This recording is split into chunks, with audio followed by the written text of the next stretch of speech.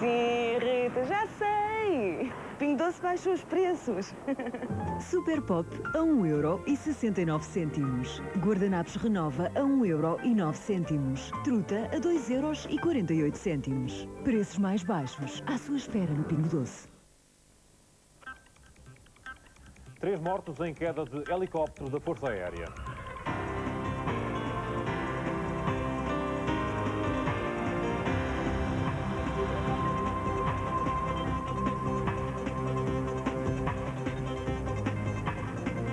Boa noite. Morreram os 3 ocupantes do Alouette da Força Aérea que caiu entre Viseu e Lamego a meio da tarde. Ainda não se conhecem as causas do acidente. Faltavam poucos minutos para as 18 horas, quando o Alouette 3 da Força Aérea Portuguesa se despenhou na freguesia de São Joaninho, próximo de Castro Daire, uma área montanhosa de muito difícil acesso. Na sequência da queda, o helicóptero incendiou-se no local. Um amontoado de destroços dá uma ideia da violência do impacto. O aparelho transportava 3 militares, tiveram morte imediata. Um dos corpos estava um bocado separado do helicóptero e não estava relativamente queimado, e os outros 2 estavam lá, já todos queimados, e via-se 2 corpos virados ao contrário, era só o que se via. As vítimas mortais deste acidente são um oficial piloto e 2 sargentos mecânicos. O helicóptero, um dos mais antigos ao serviço da Força Aérea, pertence à Esquadra 552, estacionada na base de Beja. O helicóptero estava envolvido numa operação militar de apoio ao Centro de Instrução de Operações Especiais, CIOE, em Lamego. Desconhecidas são, para já, as causas deste acidente. Por enquanto, apenas o relato de quem se apercebeu que alguma coisa não estava a correr bem. Andava lá no terreno a trabalhar e o helicóptero passou, não fazia som, já não se ouvia barulho nenhum. Depois passou um instantezinho só, vimos de repente logo o fumo a sair, uma nuvem muito preta de fumo.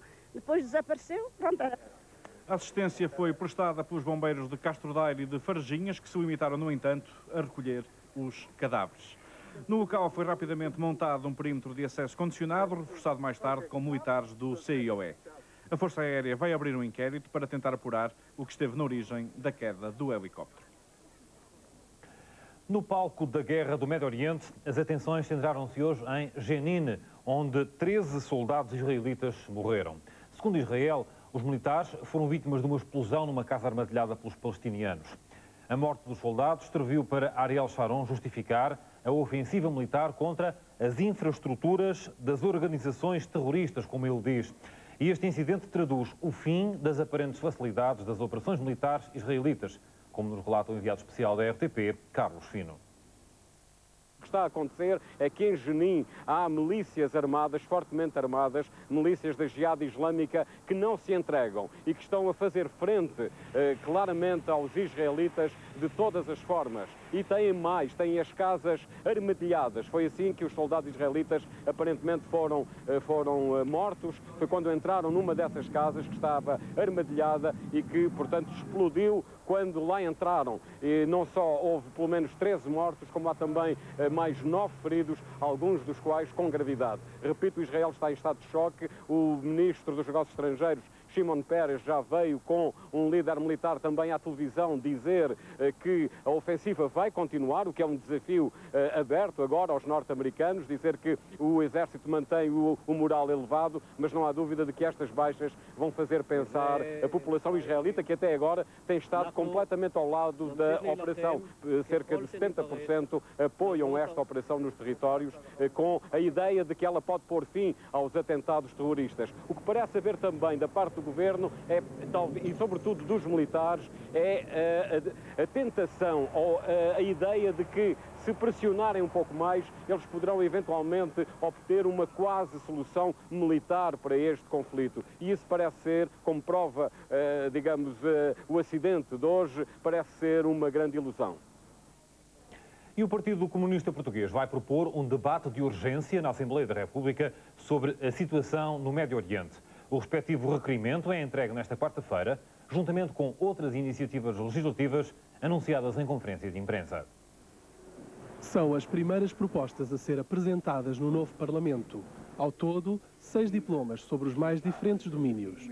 O PCP propõe o aumento do salário mínimo nacional, a atualização das pensões de invalidez e velhice, a redução para 35 horas semanais do horário de trabalho, a reposição da tributação das mais-valias e a despenalização da interrupção voluntária da gravidez.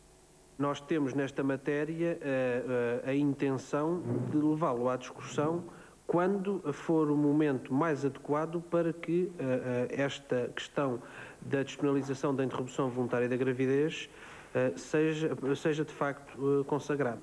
O que no atual desenho parlamentar é difícil. PSD e PP já se comprometeram a respeitar o referendo de 98 sobre este assunto. O Ministro da Defesa sublinhou hoje a importância das Forças Armadas, porque não acredita em Estados indefesos. Paulo Portas, no primeiro ato oficial como titular da pasta, presidiu na batalha ao Dia do Combatente e prometeu falar pouco, persuadir muito e reformar o que é necessário.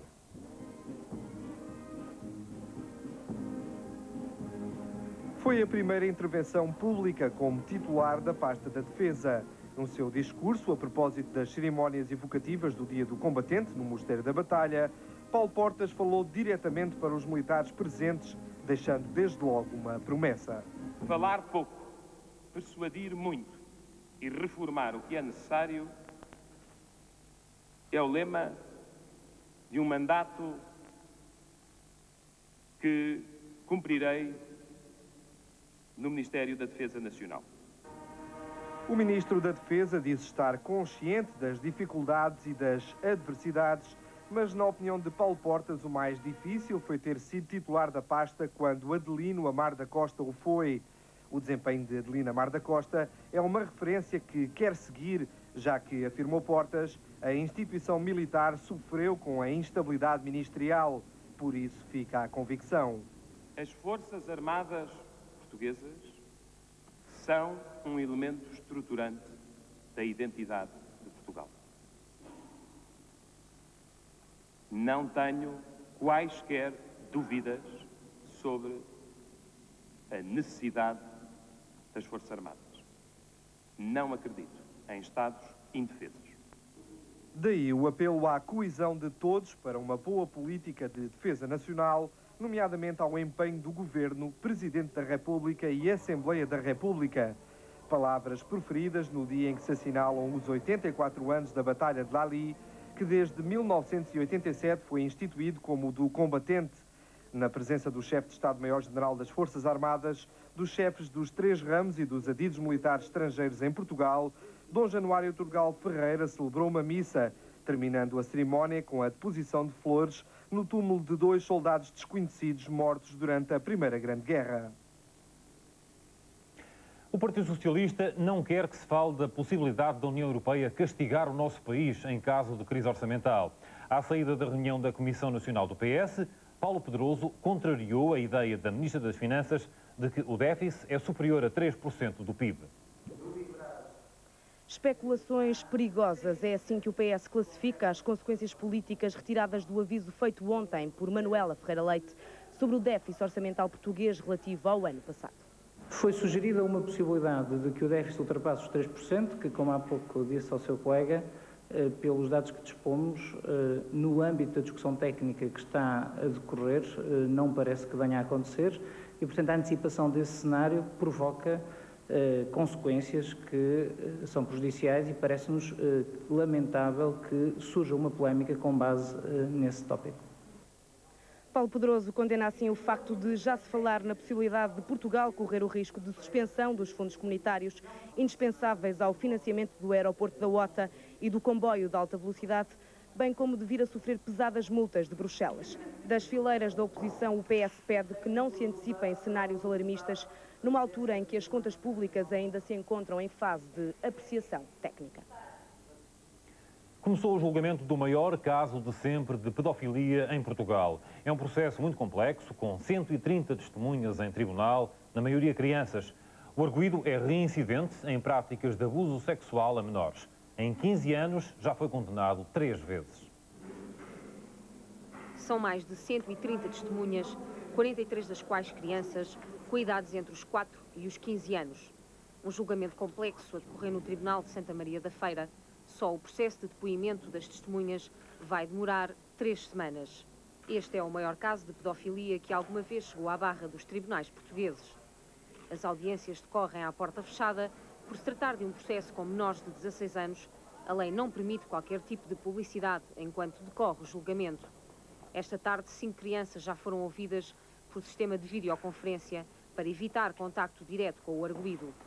Trata-se de um estucador reformado de Vila Nova de Gaia. Abordava as vítimas em escolas da região e, sob ameaça de uma faca, levava-as para lugares desertos.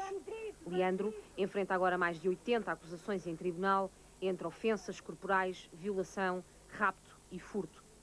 Nos últimos 15 anos, o mesmo homem foi condenado 3 vezes por crimes de abuso sexual, o que vem chamar a atenção para a necessidade de acompanhamento psicológico deste tipo de casos. Estima-se num 1 milhão de pessoas a multidão que encheu as ruas entre a Abadia de Westminster e o Castelo de Windsor para a última homenagem à Rainha-Mãe britânica. Tudo correu como previsto num funeral que começou a ser preparado em 1969.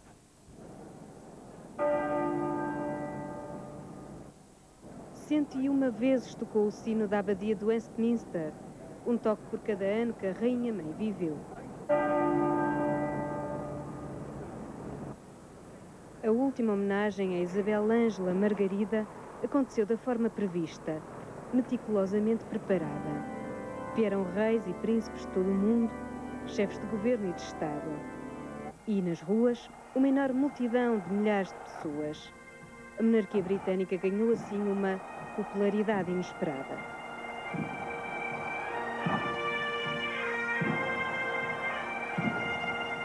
How should we explain the numbers? Not just by the great length of a life famously lived to the full.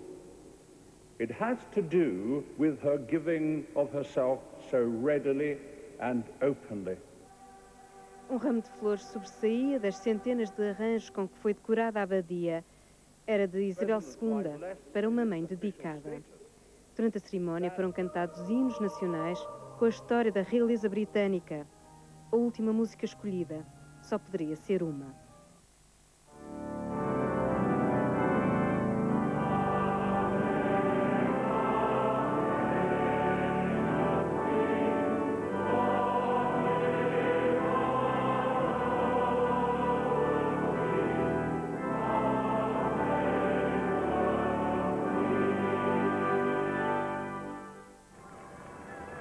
Depois, aquela que foi conhecida como a avó preferida dos britânicos fez a sua última viagem para Windsor e ficará junto do seu marido, Jorge VIII. Nos céus de Londres, em sua homenagem, voaram aviões há muito desaparecidos, mas que marcaram uma época, a da sua juventude, a da Segunda Guerra Mundial. Aguaceiros em todo o país é a previsão para esta quarta-feira. No mapa podemos ver as temperaturas. Primeiro o Sul, Faro com mínima 11 e máxima 19. Beja, mínima 6 e máxima 17. Sagres e Sines devem chegar aos 18 graus. Lisboa entre os 9 e os 19. Setúbal chega aos 20 e Santarém aos 21. Na região centro, 21 é a máxima prevista para Leiria e Coimbra. Apenas 10 de máxima para a Guarda. Aveiro, Porto e Viana do Castelo vão atingir os 21. No interior, mais frio, Bragança e Viseu só chegam aos 16 e Vila Real aos 17. No arquipélago dos Açores, as temperaturas vão andar entre os 12 e os 16 graus. Ponta Delgada com aguaceiros, tal como Angra do Heroísmo. Na Horta, apenas períodos de céu muito nublado, que é também a previsão para Santa Cruz das Flores. E na Madeira, aguaceiros, 19 é a máxima para o Funchal. E ao final desta edição do 24 Horas, obrigado por ter escolhido a nossa companhia, boa noite e até amanhã.